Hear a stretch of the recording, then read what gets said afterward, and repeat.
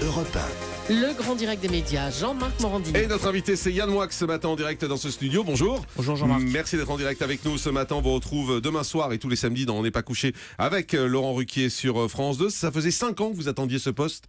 En tout cas, c'est ce que vous avez dit chez Laurent Ruquier. Oui, c'est vrai. Vous n'êtes pas trop déçu finalement? C'est pas trop dur? Je trépignais pas pour l'avoir, le poste. Je me disais, ce serait une bonne idée. Déçu de quoi? Déçu de la violence peut-être autour de ce poste. C'est-à-dire que vous êtes très exposé. Désormais, vous vous en prenez un peu plein la gueule par moment, par certains à l'extérieur. C'est pas grave. C'est pas grave? Non, d'abord, il faut de l'humour et puis j'ai un secret. Je ne tape jamais mon nom sur Internet. Jamais. Ah bon? Et donc, Internet est une réalité qui, pour moi, n'existe pas en tant que ego surfing. Quand vous tapez pas votre nom, finalement, vous n'avez pas accès à cette violence dont vous parlez et la vie continue et la vie est belle. Ça veut dire que ça ne vous intéresse pas de savoir ce que les gens pensent de vous? Non, je vais vous dire pourquoi. Parce que je trouve que les gens sur écran, derrière leur pseudonyme, sont beaucoup plus violents que les gens dans la rue.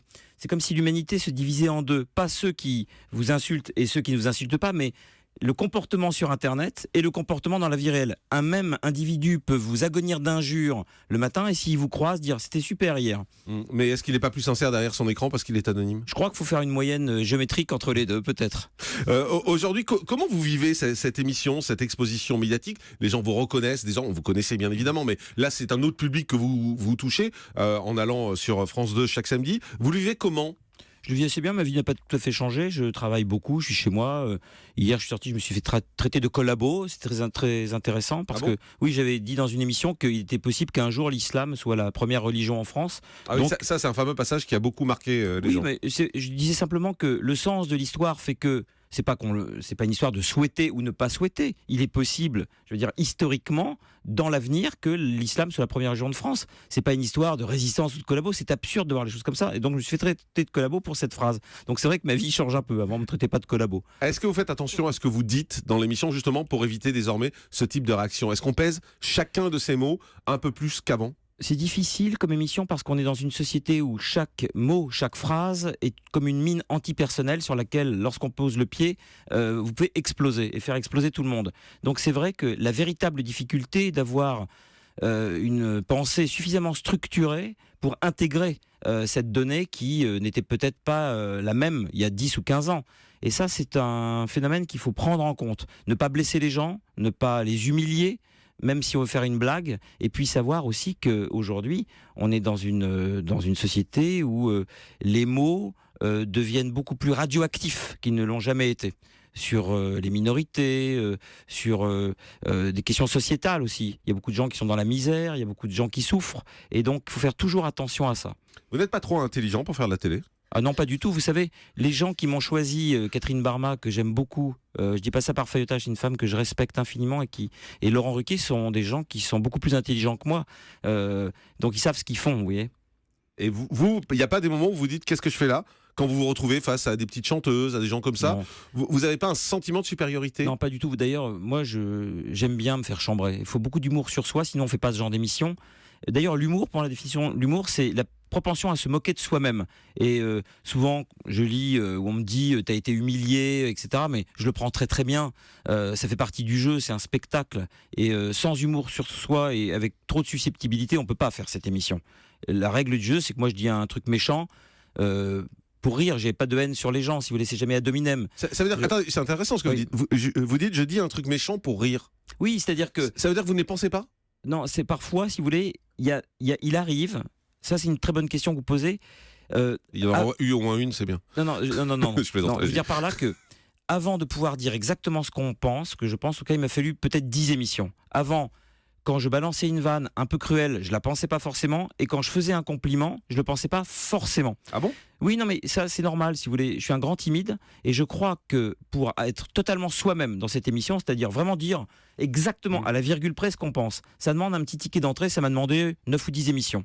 Et aujourd'hui, quand vous êtes méchant avec quelqu'un, c'est parce que vous pensez vraiment ce que vous dites? Je ne suis jamais méchant avec quelqu'un. Je suis très critique ou parfois cruel sur l'ouvrage ou l'œuvre de quelqu'un. Hier, il y a eu une séquence extrêmement violente avec Laurent Binet, un écrivain qui se défend. Hier, attends, on précise, c'est l'émission qui a été enregistrée hier soir, qui sera diffusée samedi. Oui, les gens ne savent pas que c'est enregistré. Pardon Jean-Marc, samedi soir, il y aura une séquence un peu violente avec Laurent Binet. Violente parce que je savais qu'il était capable de bien se défendre, et c'était le cas. C'était d'ailleurs un débat de fond.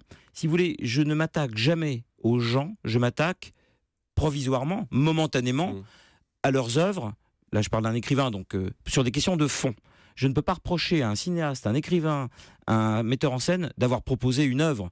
C'est sympathique de proposer quelque chose. Et on mais, peut pas mais vous comprenez que parfois, quand on vous voit critiquer, par exemple, je pense à Marina Kaye, qui a 17 ans, Oui. qui est toute jeune, quand vous lui dites il se passe rien, c'est violent pour une gamine de 17 ans. Vous êtes tellement au-dessus. Non, en je suis fait, pas au-dessus. oui, vous êtes au-dessus parce que vous êtes plus âgé, parce Oui, que vous avez plus âgé. Non, mais vous avez forcément plus de culture aussi parce que vous êtes plus âgé. Donc, quand vous dites ça à une gamine, quand on est derrière son écran, on fait waouh, il est dur. Peut-être, quoi. mais vous savez, Marina Kaye, je pense que c'est une surdouée. C'est-à-dire que j'ai vu pendant l'émission à quel point elle maîtrisait l'exercice. Et ce que j'ai voulu faire, c'était quand même. D'ailleurs, c'est une fille très douée, hein, mais elle était tellement robotique, tellement. C'était un produit, si vous voulez. J'ai eu l'impression d'avoir quelqu'un qui maîtrisait tellement tout que l'être humain derrière n'apparaissait pas, comme un iceberg. Et j'ai voulu faire fondre la glace, donc j'ai un peu fait un forage, un peu violent, je vous l'accorde, pour voir si derrière, il y avait un cœur qui battait. Et elle est sortie de ses gonds. Finalement, elle m'a envoyé une bonne volée de bois vert, très bien, une belle saillie très précise, comme une fléchette qui est arrivée dans le mille. Et je trouve qu'elle s'est très bien défendue. D'ailleurs, elle a vendu 25% de disques en plus suite à cette réplique. Donc Donc tout elle est peut bien. vous dire merci. Voilà, tout est bien qui finit bien. Vous regardez les audiences de l'émission ? En fait, on me les envoie par SMS le dimanche. Alors moi, je savais pas du tout ce que ça voulait dire et tout ça, donc je recevais des chiffres. Bon, alors comme je suis très scolaire, maintenant je sais si on a eu 14 sur 20, 10 sur 20, 12 Et sur 20. vous dites quoi si l'audience est mauvaise ? Vous vous dites j'ai pas été bon ? Je crois qu'elle n'a pas été très mauvaise depuis le départ. Oui, c'est plutôt bien et en particulier le début de saison est très bon. Mais le jour où ça va baisser, si ça baisse, vous direz quoi ? C'est ma faute, j'ai pas été très bon ? Jean-Marc, si ça avait été le cas dans les premières émissions, étant donné que j'étais la seule variable qui avait Ouais. changé, j'en aurais tiré les conséquences. Et je raisonne maintenant, j'embarque Léa, donc je raisonne en termes de duo. J'ai l'impression que le duo fonctionne bien parce qu'il n'y a pas d'acrimonie entre Léa Salamé et moi. On s'entend bien et je crois que les gens aiment cette douceur qu'il y a entre nous. Vous vous trouvez bon ? Pas encore. Je suis très critique, vous savez, je suis vraiment un perfectionniste et je trouve que j'ai encore beaucoup de progrès à faire. Notamment, vous voyez, quand j'ai quelque chose de désagréable à dire à quelqu'un, j'ai encore du mal à allier l'aspect désagréable avec le sourire. J'arrive à sourire, c'est une nouveauté, je me suis beaucoup entraîné, mais sourire quand je suis méchant, j'ai du mal. Je vous apprendrai. On fait une pause, à tout de suite.